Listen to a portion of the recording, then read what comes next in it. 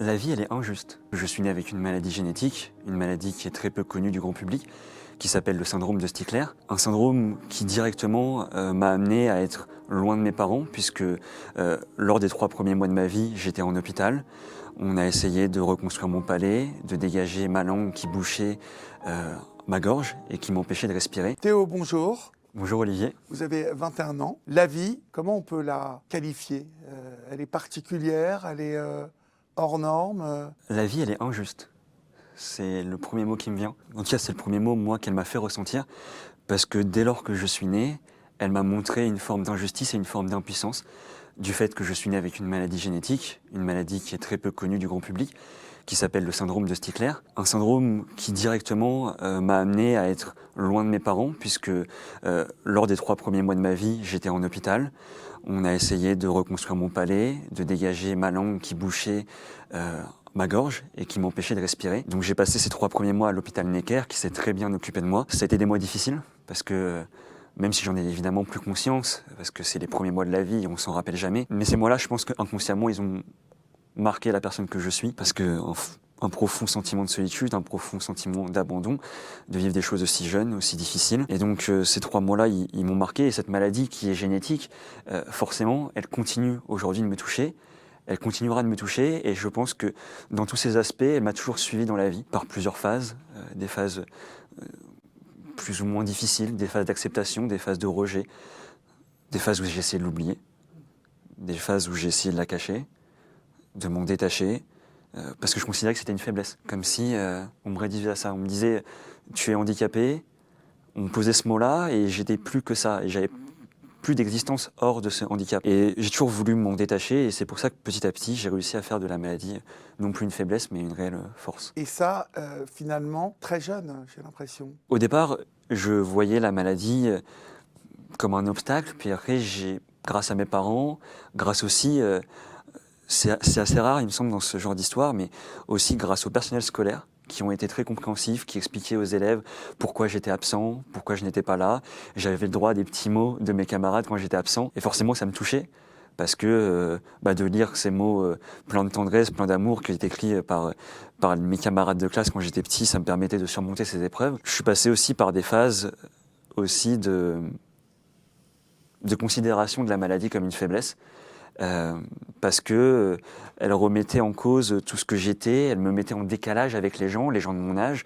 Je me posais des questions existentielles beaucoup plus vite, je grandissais plus vite. J'étais pas comme les autres à cause de cette maladie, à cause de cette différence. Des questions existentielles vis-à-vis de la mort, vis-à-vis du sens et du but qu'on peut accorder à la vie, je me les suis posées très tôt et je suis passé très rapidement par des phases de questionnement, des phases un peu suicidaires. Je dirais à l'âge de 7-8 ans. Normalement, à 7-8 ans, On ne pense pas à ces à la choses-là. mort. Non. On n'y est même pas confronté. Du tout. Moi, j'y étais confronté plus vite que les autres et ça me faisait poser des questions plus vite que les autres. Ces questions, cette confrontation à la mort, elle était difficile. C'est-à-dire que quand j'étais en société, on me voyait souriant, rayonnant, optimiste, comme d'ailleurs je le suis encore aujourd'hui. Et puis, quand je rentrais chez moi, il y avait une autre phase de qui j'étais, celui qui pleurait, celui qui avait besoin d'être aidé par ses parents, et qui a été aidé par ses parents d'ailleurs. Je leur en remercie, parce qu'ils ont été là pour moi dans ces moments où j'en avais besoin et où je pense qu'un enfant seul n'est pas capable de passer par ces choses-là seul. La maladie, on pense que c'est difficile pour la personne qui la vit, mais c'est d'autant plus difficile pour les proches, parce que les proches, ça tombe sur eux comme une impuissance aussi. Pourquoi lui? Comment on va le gérer? On dit souvent, c'est quelque chose que je répète souvent sur la libre antenne d'Europe 1, que de l'épreuve, on sort plus fort, plus enrichi, plus aguerri.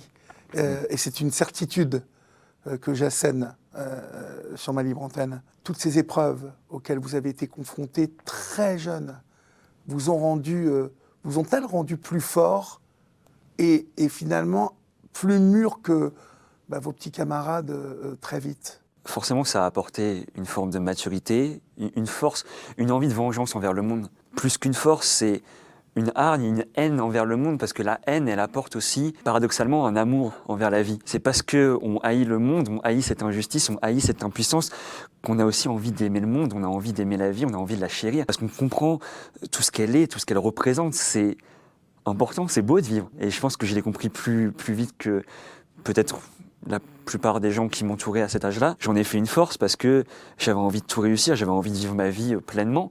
J'avais envie de prouver que j'étais capable de faire des choses. J'avais ce besoin d'être aimé aussi. De l'infériorité qui était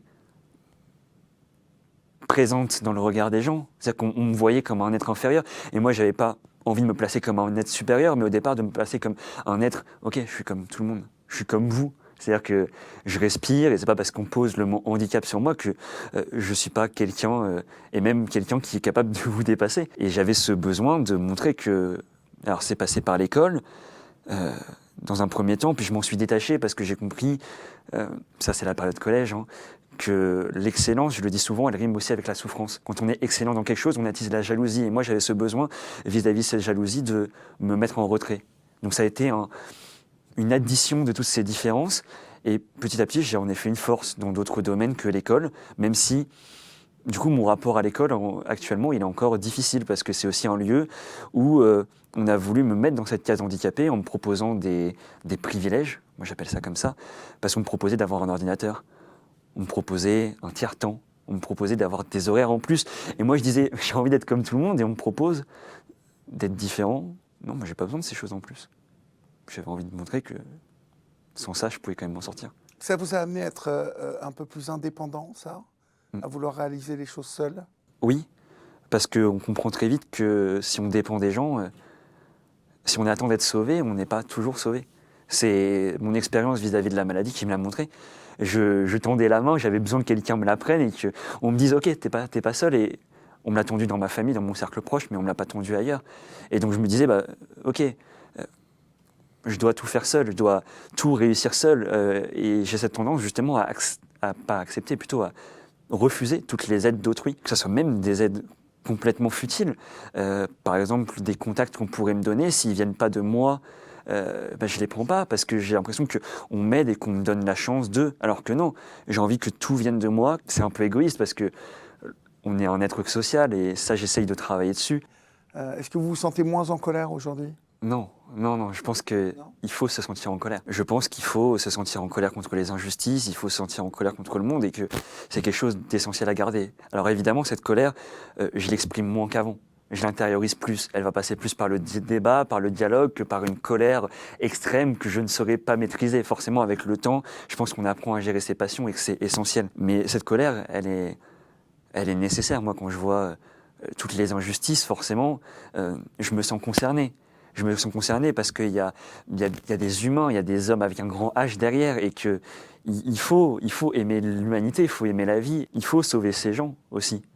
Comme moi j'aurais voulu être sauvé, je pense que tout type d'injustice se doit d'être réglé. Et donc oui, j'ai la colère par rapport à ça. J'ai la colère contre les gens qui n'ont pas d'humanité finalement. Vous en avez croisé beaucoup, justement, par rapport à votre handicap, par rapport à cette différence, des gens qui ne faisaient pas attention à vous? Beaucoup trop d'ailleurs. À commencer par les adultes.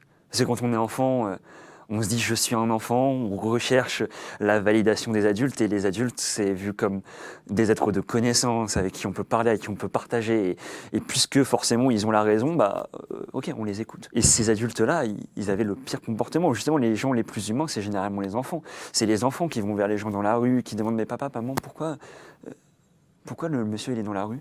Et papa, maman, ils disent ils se sont habitués, papa, maman. Et on s'habitue et du coup, on ne se confronte plus aux injustices de la vie parce qu'on les a intériorisées. Donc ces adultes-là, c'était ceux qui étaient le plus difficile à regarder. Le personnel médical également. Ils voyaient en moi... Vous avez été beaucoup confronté au personnel médical? Dès mon plus jeune âge, ouais. Surtout après avec les plusieurs opérations que j'ai subies. Et ce personnel... il manquait cruellement d'humanité. Parce que ce personnel, il me voyait comme un objet de science avant de me voir comme un humain. C'est-à-dire qu'il manque beaucoup d'humanité dans le domaine médical. Alors, c'est parce qu'on est beaucoup dans des études et on perçoit le corps d'une manière qui est complètement différente pour déjà avoir parlé avec des médecins. Alors évidemment, il y en a qui sont très... Il y en a avec qui j'ai pu trouver un certain réconfort, ne serait-ce qu'un sourire, ne serait-ce que de dire bonjour, ne serait-ce que de s'intéresser un peu à moi. Ça prend 10 secondes, je ne demande pas, voilà, il y a plein de gens à sauver, il y a plein de gens et leur métier est admirable, mais ne serait-ce qu'un peu d'attention, surtout pour un enfant en fait. Ah oui, vous avez ressenti une sorte d'indifférence à l'hôpital. Oui, comme si j'étais un patient comme les autres. Alors qu'en fait, pour eux, je suis un patient comme les autres, mais pour moi, c'est l'histoire de toute ma vie. Pour moi, je suis là et je souffre, et j'ai besoin que aussi, ne serait-ce que qu'on m'explique un peu plus parfois certaines choses, qu'on me rassure. Genre, je voulais qu'on me rassure de la part de mes parents, mais ça me paraît nécessaire que le corps médical, pas forcément me rassure, parce que s'il y a des choses fatalistes ou des choses difficiles à dire, qu'ils me les disent. Mais en tout cas, que ça soit fait avec une certaine forme. J'avais l'impression parfois d'être délaissé. Comment ça s'est passé avec les filles parce que ce handicap, vous m'avez dit, vous a impacté physiquement, mais je sais qu'on vous avait prédit que vous seriez petit, or vous faites 1m90. On vous avait dit qu'avec cette maladie, ça serait très compliqué de faire du sport. Or, vous avez fait beaucoup de sport, et vous en faites encore. On vous a prédit beaucoup de choses, et c'est l'inverse qui s'est passé. Mais les filles, c'est important pour un jeune homme de 21 ans, en tout cas même l'ado que vous avez été. Comment est-ce que vous avez géré cela? Alors forcément, ça a été une question, tout d'abord, d'ordre déjà personnel, parce qu'avant d'aimer quelqu'un, il faut être capable de s'aimer soi-même. Et puisque j'avais un rapport au corps qui était difficile, puisque je n'arrivais pas à l'accepter, j'avais du mal à m'ouvrir aux filles en général, à leur parler. J'étais un petit peu dans mon coin avec elles, alors que j'étais un être très sociable, mais avec les garçons. Mais avec les filles, c'était beaucoup plus compliqué. Déjà aussi pour un ordre purement technique, parce que j'ai un trou à la langue. Et puisque dans les films, etc., on nous parle d'embrasser avec la langue, je me disais, ok, moi déjà ça me repoussait juste de me dire, ok, comment ça va se passer techniquement, est-ce qu'elle va le sentir, est-ce que ceci, cela, c'est purement débile, en plus maintenant avec du recul. Et donc je me disais aussi, pourquoi elle me prendrait moi. Et donc j'ai eu un rapport aux filles qui a été très compliqué, jusqu'à ce que je réussisse complètement à accepter ma maladie, à accepter pleinement qui j'étais. Parce que je me suis longtemps cherché. Je ne sais pas si je me suis trouvé, je pense qu'on ne se trouve jamais vraiment, mais en tout cas, je suis sur le chemin de me trouver. Ce qui fait que depuis, je dirais, j'aurais tendance à dire 18 ans, mais en réalité, c'est plutôt depuis vraiment un an. Depuis mes 20 ans que je suis sur le chemin d'une meilleure compréhension de moi et qui me permet forcément d'être plus à l'aise en société, plus à l'aise avec les filles, plus à l'aise en général. Plus apaisé. Oui. Sans doute. J'ai plus de facilité. Et puis je vois plus les filles comme une barrière, des êtres qui seraient complètement différents, un petit peu incompréhensibles. Avant, j'avais cette barrière de me dire ok, je peux pas parler à une fille comme je parle à un garçon, alors que c'est complètement débile. Et une fois cassé cette barrière, qu'on a tous, je pense, dans notre jeunesse, parce qu'au départ, on sépare un peu les filles et les garçons, et puis après, on va vers l'autre, forcément, j'ai changé vis-à-vis de ça. Mais en vous écoutant, j'ai le sentiment qu'on vous a longtemps, en tout cas c'est votre perception des choses, qu'on vous a longtemps résumé à votre handicap. Alors sans doute la période de la petite enfance et de l'enfance où vous étiez plus impacté physiquement, parce que après vous avez pris part, vous, partie prenante, en faisant du sport, en vous battant physiquement pour grandir, j'ai le sentiment qu'aujourd'hui, vous êtes mieux avec vous-même parce que on ne vous réduit plus à votre handicap. Oui, certainement. Aussi parce que c'est plus facile maintenant, parce que c'est moins visible. Oui. Donc en fait, je dis que j'en ai fait une force, mais aussi la force des choses m'amène à ce que ça soit plus simple aujourd'hui que ça ne l'était à l'époque. À l'époque où c'était beaucoup plus visible, où je ne pouvais pas le cacher. Maintenant, quand je dis que j'ai une maladie, les gens ne sont même pas au courant. On se rencontre, nous nous sommes parlé à la radio. Bon, mais c'est parce que vous me l'aviez raconté, mais autrement, on ne voit pas que vous avez un handicap. Ça, vous le savez, ça. Oui, maintenant c'est devenu presque invisible. Alors évidemment, là, j'ai pas mes appareils auditifs. Oui. À l'époque, c'était beaucoup d'appareils dentaires, beaucoup de problèmes de dentition, ce qui fait que j'avais les dents vraiment complètement déconstruites, on voyait que ça. Les yeux beaucoup plus visibles, beaucoup de problèmes au niveau des yeux, parce que le propre de Stickler, c'est un énorme suivi, surtout au niveau des yeux. Quand j'étais petit, ça a été un suivi niveau de la gorge, mais une fois que ça a été réglé, une fois qu'on a réglé les problèmes de déglutition et qu'on m'a permis d'être intelligible, de pouvoir parler après les séances d'orthophonisme, forcément ça s'est passé. D'ailleurs, en plus, pour la petite anecdote, ça c'est assez drôle, c'est qu'à un moment donné, on m'a donné le choix dans les opérations. Ah oui. On commence par où? Non, pas dans ce sens-là. On m'a dit, tu veux continuer à être opéré ou non? Ah bon? Parce qu'en fait, on essayait de modifier ma voix. Au départ, j'avais beaucoup de mal à parler. J'ai encore des problèmes de déglutition parfois. Quand je prends la parole, j'essaye de le gérer au maximum. Ça vient avec le temps. Et donc, on m'avait dit, OK, ta voix, elle est différente. Est-ce que tu veux encore changer? J'ai dit, écoutez, ça fait 10 ans qu'on me fait des opérations. Là, vous me dites, est-ce qu'on repart ou non pour un coup? Je vous dis non, désolé. Là, vous me donnez le choix. Pour une fois, on me le donne. Vous estimez que là, pour l'instant, ça passe, que je pourrais m'en sortir comme ça. J'ai pas envie d'avoir recours. J'ai envie maintenant de m'accepter comme je suis. Et d'ailleurs, la question de l'acceptation de soi, je pense qu'elle est vachement actuelle à l'heure des réseaux sociaux, à l'heure où la chirurgie n'est qu'en montée constante. Et je pense que la chirurgie, c'est une manière de détourner le problème, de fuir le problème. Parce que aux gens qui voudraient faire la chirurgie, je dirais de s'accepter avant tout. Il y a des choses qu'on ne pourra jamais changer et c'est juste déplacer le problème, c'est le mettre un bout de plastique au-dessus alors que ça ne règle en rien ce qu'on est au fond et le mal-être qu'on a. Mais en tout cas, le fait aujourd'hui d'avoir moins de signes distinctifs de ce handicap, clairement, améliore votre vie. Oui. Oui, c'est sûr. Améliore ma vie et aussi me donne plus confiance en moi parce que maintenant, je suis reconnu pour d'autres choses. Je suis reconnu pour mon caractère. Et puis, déjà, quand j'étais petit, on me reconnaissait aussi par mon caractère parce que ça donne un caractère qui est différent. On doit s'imposer. On doit montrer qui on est. On doit faire rire aussi. Faire rire les gens pour les divertir. Enfin, je dis on doit. En tout cas, moi, c'est ce que ça a procuré chez moi. On doit... je dis encore une fois on doit, mais on essaye. Enfin, moi j'ai essayé de faire rire les gens, de ramener la bonne humeur, de ramener du divertissement, mais c'était aussi une manière pour moi de me défendre. C'est-à-dire que si je m'attaque moi et si j'attaque les autres et si j'ai de la répartie, on ne m'attaquera pas moi, on n'osera pas m'attaquer parce que je suis capable de répondre. Je pensais pendant longtemps qu'il fallait répondre avec les poings.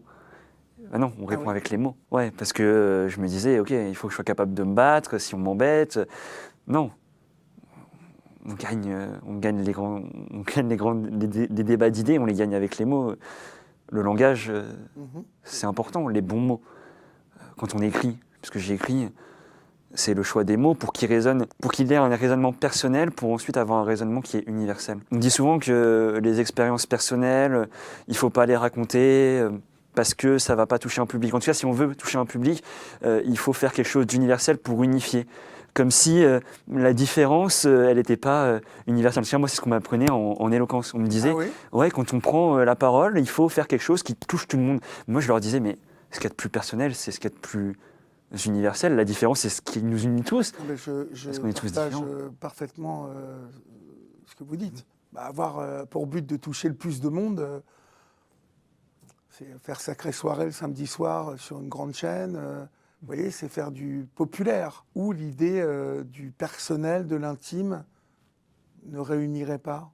On me disait que le personnel, l'intime, justement, ne pouvait pas toucher tous les gens parce que, justement, dans le populaire, il y a cette notion de masse, alors que le personnel, puisque c'est notre histoire, les gens ne peuvent pas se retrouver dans notre histoire. Ah oui, ils ne peuvent pas s'identifier. Dans ce sens-là, le sens d'identification. Alors que moi, je pense qu'il y a des gens qui vont s'identifier, peut-être à ce que je suis en train de dire. Mais j'en suis certain. Il y a des gens qui vont comprendre aussi. Je pense que quand ça vient du cœur, ça touche nécessairement. C'est ce que j'allais vous dire, et puis vous allez en toucher d'autres. Parce que lorsqu'on raconte une histoire personnelle, ou pas, mais en tout cas, si elle est personnelle, c'est encore plus fort, ceux qui s'y intéressent écoutent et puis se comparent. Donc c'est déjà un début d'identification. Qu'est-ce que j'aurais fait là, moi, à sa place? Tiens, j'aurais réagi comme ça ou pas. Je crois qu'il n'y a pas de règle pour ça, moi. En tout cas, quand on se raconte, comme vous le faites, parce que vous évoquez l'écriture comme thérapie, et comme vraiment une thérapie qui vous a accompagné beaucoup dans votre combat de devenir qui vous êtes aujourd'hui, mais aussi dans le fait d'exister par rapport aux autres, l'écriture comme presque paramètre central pour vous sauver. Elle est toujours présente, cette écriture, aujourd'hui? Oui, Oui. elle est toujours présente.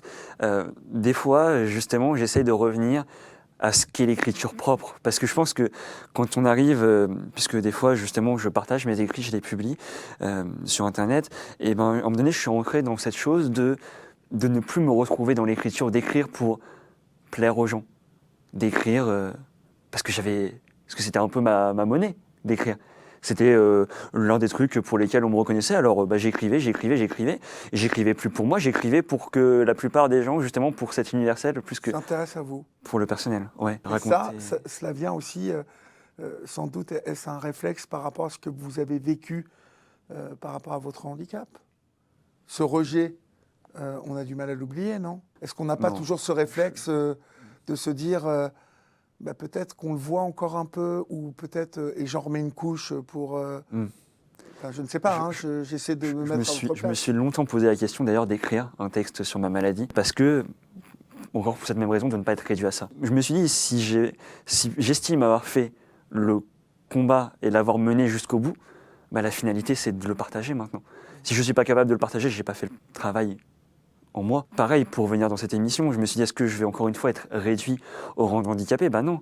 Enfin, ça fait partie de moi. Je ne vais pas ne pas en parler. Ce serait bête de refuser juste parce que j'aurais peur, justement, de retrouver ce statut d'handicapé. Si vous êtes là aujourd'hui, c'est que nous, ici, trouvons que ce qui vous définit aujourd'hui, c'est votre force, le combat.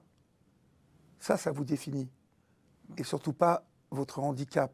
Votre handicap est une source qui a alimenté justement ce besoin de s'en sortir, ce besoin de vivre. On ne vous réduit surtout pas au handicap. Par contre, votre histoire, elle est singulière et importante parce que vous racontez l'histoire de ce handicap dont vous avez fait une force.